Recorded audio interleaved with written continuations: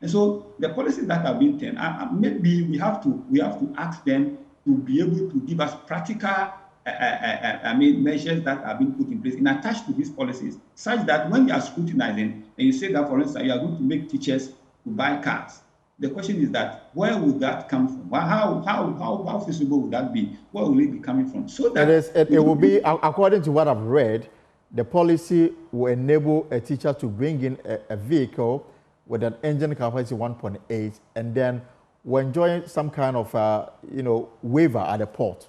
That is what it means. So to bring in the car is the responsibility of the teacher. Government probably will waive the tax that car will go to at the port. But there's a caveat here: the car should not be more than 1.8 liters.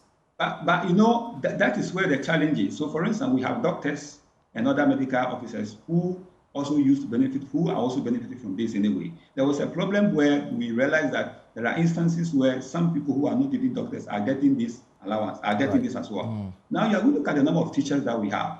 And if you say you are going to give them the means to be able to do this, how do you know who is a teacher and who is the one bringing the car? Or if you have a means of monitoring, with the country in which we are, instead of rather empowering them and rather maybe increasing their income in such a way that they can go to the banks and rather get loans, soft loans from the banks, so that they can be using it rather they can rather be bringing the cash on their own.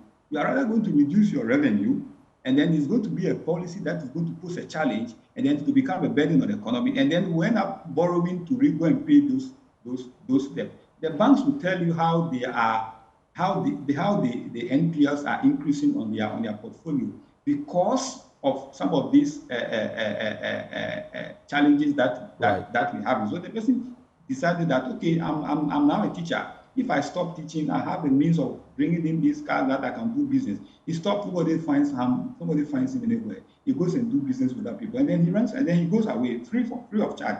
So for me, we should be looking at these policies in a way that it will empower the Ghanaian to be able to do things on his or her own, rather than depending on government policies that will put a burden on the national coffers rather. And that is what we should be moving away from. Empower the Ghanaian and let him be able to work on some of these things on his own. Go to the bank yourself, go and take loan and manage yourself. Otherwise, we will see it as a means of making another money, which will be at the detriment of the country.